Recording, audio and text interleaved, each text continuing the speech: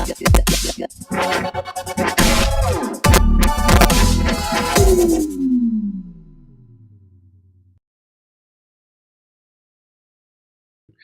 so hi guys, this is Torsten and Luigi from crypto-rockstars.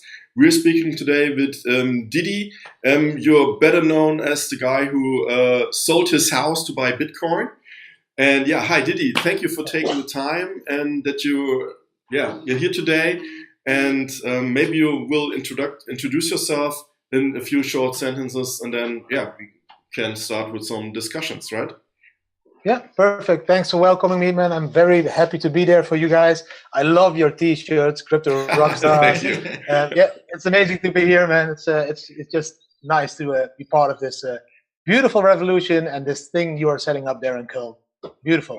Okay, so Didi, you've become quite a celebrity in the last few years, actually, because you actually sold your house to buy Bitcoin at an incredible, when it still was at an incredible price. So obviously you're still, even if the market is quite bearish right now, you're still up in the profit zone. So actually, what was your inspiration? What were the point where you said, okay, we have to do this, we have to sell everything and buy Bitcoin? Wasn't that a point where you said, okay, that's risky, and or what was your inspiration and motivation to actually sell your house and do that? So people need to understand that it all started way before. So it was like about 2013 when I started to mine Bitcoins. And then at that time, Bitcoin was also exploding to $1,200. Okay, it's not 20,000, but $1,200. And then Bitcoin collapsed to about $200. This was the first crash, the real big crash. And then I started to sell my Bitcoins, of course, because I need to get back my investment of all the mining rigs and all those things. And I kept a few mining rigs. I started mining Dogecoin. So then I had a few million Dogecoins as well. And at that point in my life, it was 2014. I still remember it was just before Christmas. My father called me and he told me, Didi, I just have one more year to live. I was diagnosed with cancer, and this is my last year. And at that point, I stopped working. I stopped my business. I hired a manager to run my businesses. I stopped the mining part. I just wasn't 15 with my father and the rest of my family, my brother, my sister, my wife, my kids, because it was his last year. And at that point, I didn't think about any crypto or anything anymore. It was a very heavy year. And then 2016, January, he died. So it was exactly 1 year. It took some months for the funeral and all the things, if somebody dies, you have to do all the finance and everything, all that stuff. And then I got a burnout and I need to start traveling, because traveling is always this thing for me that I get relaxed again. So I started traveling, and during this trip with my family, I just encountered a lot of people again with, have you heard about Bitcoin? Do you know Bitcoin? And I was in this phase in my life. I didn't want to talk about Bitcoin and money, man. I just wanted to be relaxed and enjoy my life, because I had seen how fast life could go. But it kept persuading me. People kept talking to me about Bitcoin and everything. And then it came to a point in Bali. Yeah, it was Bali. When I was sitting on the beach with my wife, I was drinking my favorite drink, the Bacardi Coke, and my kids were playing on the beach. And there was a very beautiful sunset. And a friend of mine called me from Holland, and he was like, Didi, did you check your coins? I said, no, I'm not checking my coins. I'm on the beach. You need to check your coins, Didi. They are exploding again. They are going up. So in the evening, I opened my laptop and I called my sister. So the coins were in the Netherlands. So I took over with the laptop. And I could see that my Dogecoins, they exploded like hugely. I think it was May or June. Yeah, it was huge. And Bitcoin was going up. And I was like, wow. And then the day after, I was again sitting on the beach. And then I met this guy, and he was a broker from South America. He worked in the finance business all his life. And he quitted his job. And he told me, I quit my job and I'm going all in crypto. And you're going all in crypto, but you're working like on a brokery, on a real platform. You have a job. And he was, no, it's going wrong. Fiat is going wrong. It's going dead. It's going digital. The world is going digital. Didi, prepare yourself for this new digital revolution. And then that started my fire up again. Okay, I always believed in Bitcoin, But of course, because of the crash, you lost a little bit of your passion in it, but you still believe in this revolution of changing the monetary system, changing the world.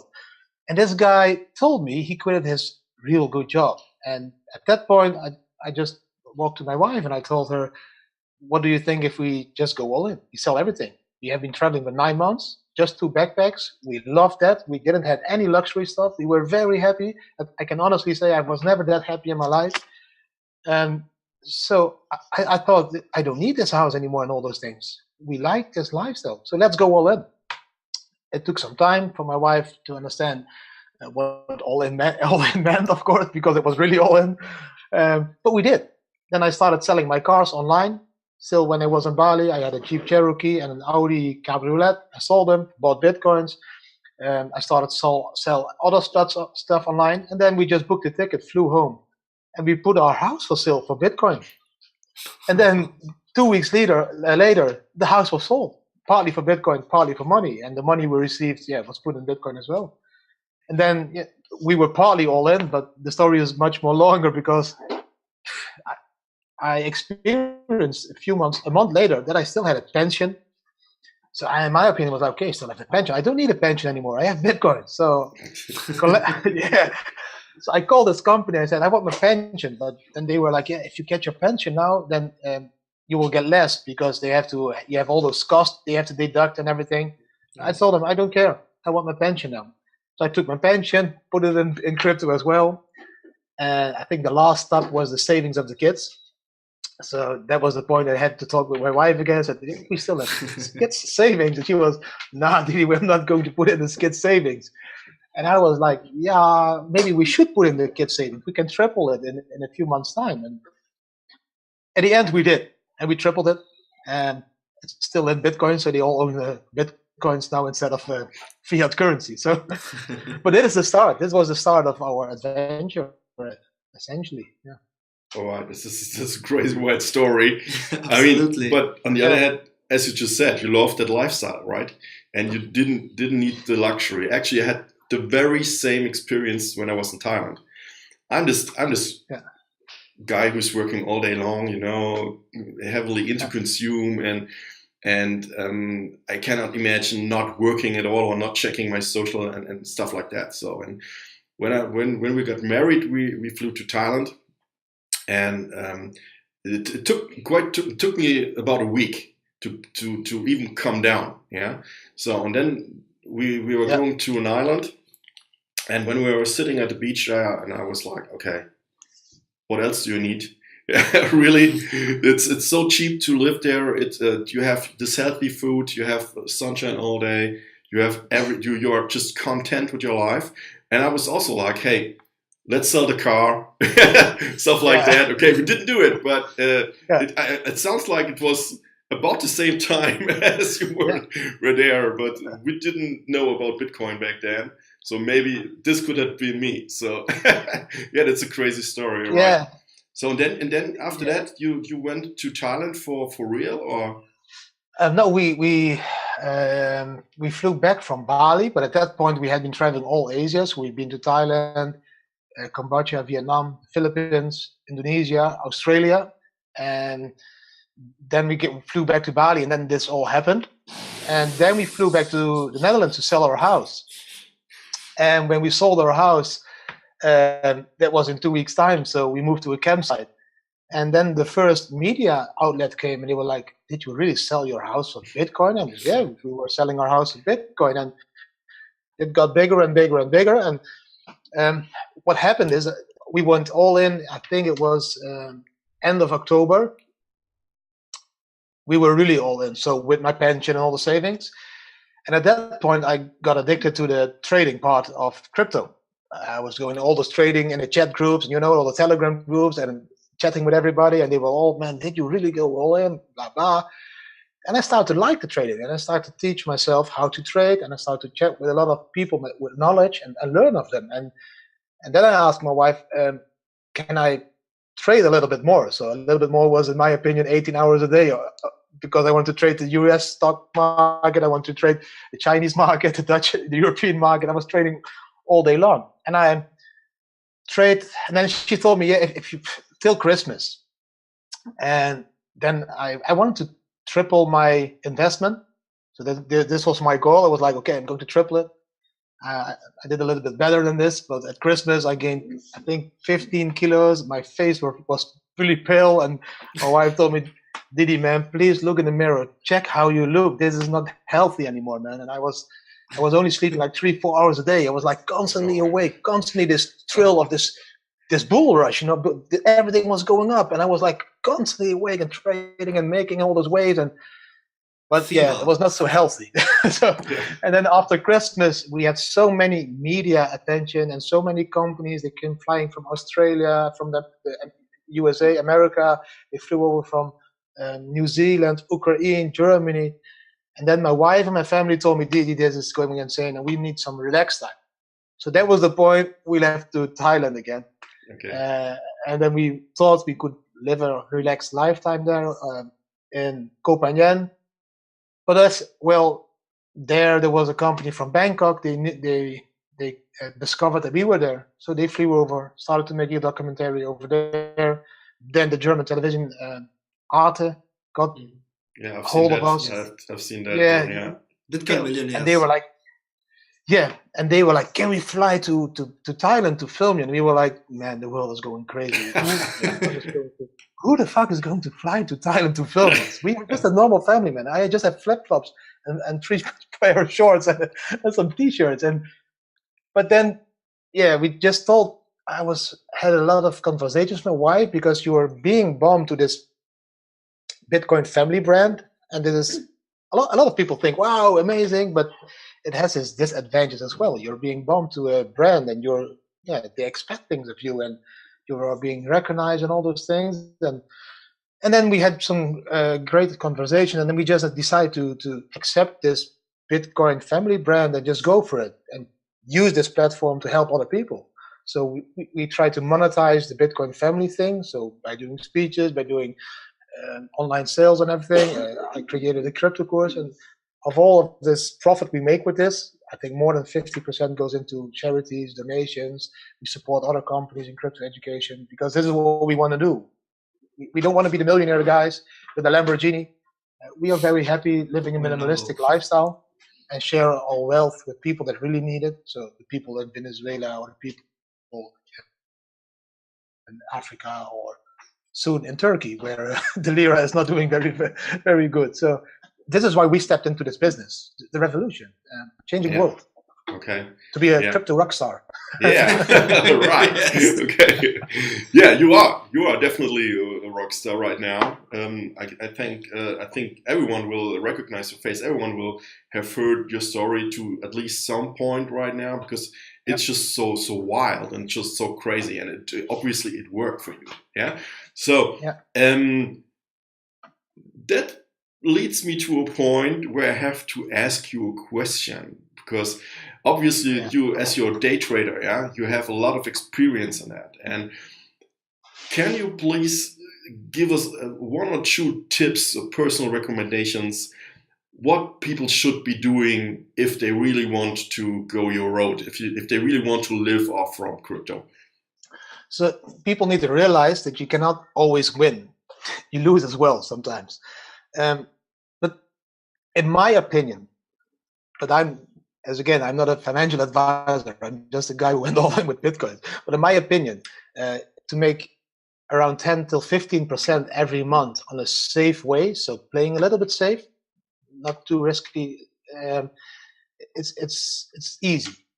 So if somebody starts with 10K of an investment, their car or whatever, and they make 15% a month, this is 1,500 euros. 1,500 euros, you can live in Thailand like a king. We live as a family with 2,000 euros. People, just normal guys without a family, 1,500 euros in Thailand, man, you can live the life.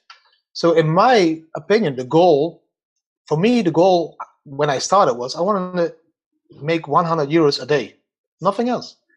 So I started with 2,000 euros, and I started with this goal, 100 euros. And if I have this 100 euros profit, quit. I'm not going to risk to get more. I'm not going to risk to get less. Just quit. So there are a few things, in my opinion, people really need to pay attention to when they start trading. This is what we teach people in our crypto course as well. You have this market cycle. And this market cycle has been going on for many years, for many stocks, for gold, for silver, and as well for Bitcoin now. I always thought Bitcoin doesn't follow this, this psychology of this market cycle, but it is exactly following this market cycle. So this market cycle, they can find a lot of pictures on the internet, and this one is very important to keep in mind. Everything what comes up goes down and goes up again. Of course, we will be climbing the next couple of years with Bitcoin, but the climb will be a little bit more steep, less steep, but it will go up. In my opinion, we will reach those few 100,000 K for a Bitcoin. But in between, it will go over the average line and under the average line. So this is what they call a bull run and a bearish time. So people just need to zoom out. You need to understand that this is a long-term play. So if you zoom out on those bubbles, you can see as well, if you zoom out on the internet bubble from 1949, it looked like, if you zoom in, it's a huge crash. And if you zoom out, it was like this kind of bubble when it ended over here. So people need to understand that they have to be patient. And it's a long-term game for me. And it's the most easy way to play. So 80% of my assets are long-term and 20% I play with. And I try to earn a few €1,000 a month to eat, to travel, to all those things. So it's always good to diversify. So people need to understand that diversify means don't go all in on one. We started with all in Bitcoin, but afterwards we started to diversify. We bought some Litecoin, Ethereum. This is also a little bit more safe if you play it like this. People need to do their own research. Please stop believing all the FUD that it's been creating online and all the people that are yelling thing in chat groups. They are the same as you, just starting people in a chat group yelling something they read somewhere. So always do your own research. Look if it's, do your research. Just search it up in Google and search if the post they are posting is true or is it the FUD or something. I think that these are very very important. Patience, I just already told. I think patience is so important. Patience is the key. People are freaking out. This is what happened last year, December. We had this bull run. People started buying at 10K, 12K, 13K. Then it crashed, and now they sold at 8K, 9K because they didn't have patience. They didn't believe in this revolution of the monetary system. They just went in because it was a hype and everybody was buying Bitcoins. If they had a little bit more patience, and if they had played with the money they could afford to lose, then in 2 years' time, they would have quadrupled, six-tripled their investment. But people 10x. are 10x, yeah, but people are selling because they don't have patience.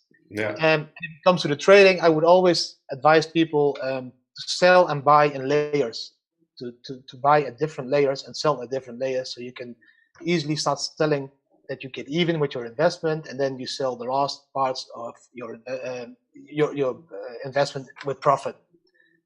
And you get also an average course, right? Like that, if you're doing a regular time, so you don't have this risk. So this exactly, yeah. But as people start, like I started, you just buy, let's say Bitcoin private. You just start buying, and you buy at one level. And then you wait till it goes up, and then you think I will sell it at the highest level, but you're never awake on that time. You're mostly sleeping or whatever. So put your sell orders in different levels, so you always are in for a profit. And this is what I tell: if you can make 10% a day, 10% a day on 10K, this is €100 a day. This is, if you do this 30 days, it's €3,000 a month. Nobody can earn this this easy, in my opinion. In a normal job. Not working for the man. But then you have a job, and if you want to do this job, this is what I like of this job. You're a digital nomad, and I will take my laptop. I will go sit in Thailand on the beach and trade, or in Costa Rica and trade, or in the Netherlands or in Germany. I can work everywhere. And I think a lot of people, you still got the feeling of absolute freedom, right? At the same time. I think what people do in life, everything people do in life, is to reach this freedom phase. We all are part of the system that created a safe environment for us. We thought this, but we are turned in our youth into the small robots, walking this system, walking this rat race. And why? Because at the end of this race, if you have a big house and a few cars and you have millions of dollars, you are free. But people don't enjoy this path to the end of this race and mostly die somewhere in this race. So they will never enjoy this freedom. So I just thought, as a family, we can cut all this part and just be free because of not wanting to have everything. If I don't have a mortgage for my house, if I don't have cars to pay gasoline, if I don't have all those things, I don't have to earn money to live. I just need money to eat. So you feel a little bit more free, in my opinion. Listen, what were you thinking when this last bull run in December really started to skyrocket? And obviously you were in for a long time gain. So what were your thoughts about that? So when I look back at my post, because I did, I was in March of 2017, I was telling everybody, my family, my friends, and my parents-in-law, I said, December, it will be 15K. And they were like, Didi, it's never going to reach 15K in December. I said, yes, it is. And for example, my parents-in-law, they only bought when Bitcoin was 7K or 8K. And I told them, they asked me, can I buy still? I said, yeah, it will be 15K in December. He was, Didi, you're... So he bought one Bitcoin, and at 10K, he bought another one, and then he started bleeding. But when it went up to this 12, 13, 14, 15, 16K, like in a few days, in a week, I was like, wow, this is going really fast. This is too fast. This is going. But then it went up to this almost 20K, and I was, okay, maybe we will reach 25K. I was the same as all the other ones who got in the business. It will go up to 25K. It will cross those 25K. So I didn't sell everything. I sold a little bit, of course, in the top. But for me, it was like, okay, now it's going too fast. This is not healthy for the community. It's not healthy for the miners. It's not healthy for anything. It was just going up too fast. The cost of mining, the cost of sending and receiving Bitcoins, it went way up too fast. Yeah. Okay. So couldn't handle this fast growth. Okay, so we're not all bullish on that because you knew, okay, this is not going to be consistent. This needs to go down. This needs to crash again. It went up too far. It went up. It almost went up steep. So it was almost one line up. So I was like, this is not possible, because I had been trading for 3 months, and I was a beginning trader. So I had not this technical knowledge, not the study. I didn't have all those things. But when I zoomed out and I saw only green, I didn't see any red bars anymore, and I had seen red and green bars for the last 3 months. I was, in my opinion, like, okay, there has to be some red. It can't be green all the time. There will be some red. Yeah. This was very stupid thinking, maybe, but in my opinion, it was like, yeah, okay, this is not normal. Something red has to happen, and then it started happening, and then it started going down, and then it started going up, and then you believe again, yeah, oh, it's good. And this is this bear trap, and it went down again. Yeah. So a lot of people, this is the psychology of this market cycle. I learned early, because this year I already had, I think, 4 or 5 times the same amount of crash. Only it was also 50, 60%, only were smaller amounts of money, because it was now 20K till 10K at first. This is a huge amount of money in people's opinion, but it's still the same percentage. It's still 60%. Okay. So, as you said, your prediction was quite accurate. But you were, in the early 2017, you were telling your father-in-law that this will be going up to 15,000. So, what is your prediction right now? Can you make something like that again? So, I need to be honest. This prediction of me was based on a graph I found on the internet as well, way before. And this graph had a very beautiful prediction until 2024. And till 2014, this graph was exactly on the average line, every moment, every time it touched. And in December, it was also 15,000K. And it was when it reached this, I was like, man, this graph is perfect. Back to the Future, right? I'm still following this one, because the guy who drew it up stopped with drawing it up in 2014. I've been looking at it a little bit more. So in my opinion, next year we would easily easily be between 28,000 and 50,000 next year, December, in my opinion. Yeah. And I think this year, I don't know. I think this year, normally, if it was a normal way of trading, then we would reach in December, we would reach 15K as well. But I think everything now depends on those ETFs and all those things, because people heard ETF and now they think this is the special treatment we are going to get, which isn't it, of course, but people believe in this. So people need to have something new happening in the world, and they think that ETF will help us. Yes, it will help us financially.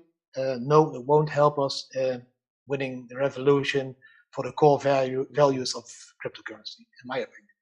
All right. Yeah, so that's still time to buy some Bitcoin right now, guys. Again, I'm not a financial advisor, but if I had a house, a car, a motor, all those things, if I had them at this moment, I would sell everything and go all in again on this moment. All right. So I think that's the best closing statement that you can get. Good point. Yes. Yeah, that was really perfect. So, okay, I have no other questions right now. You answered that was brilliant. You answered everything that I wanted to hear from you.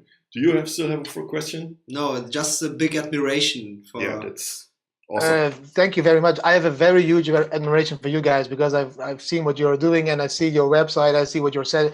This is what we all need to do: educate people in crypto, and you're doing it, and I'm doing it, and this is how we can mature this business, and we can stop throwing all the mud at each other and all those crashes between people. Need the coins, and also need to realize that we are all in it for the same reason. We want to get this crypto mainstream.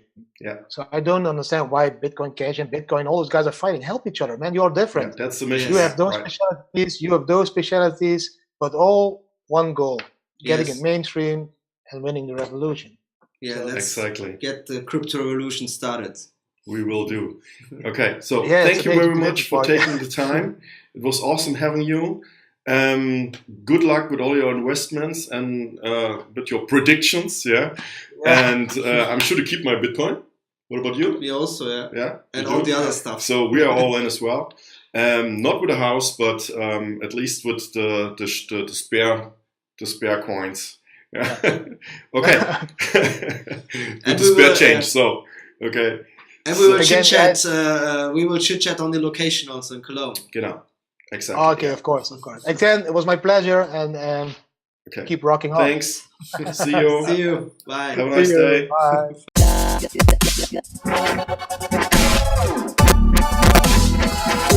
Bye.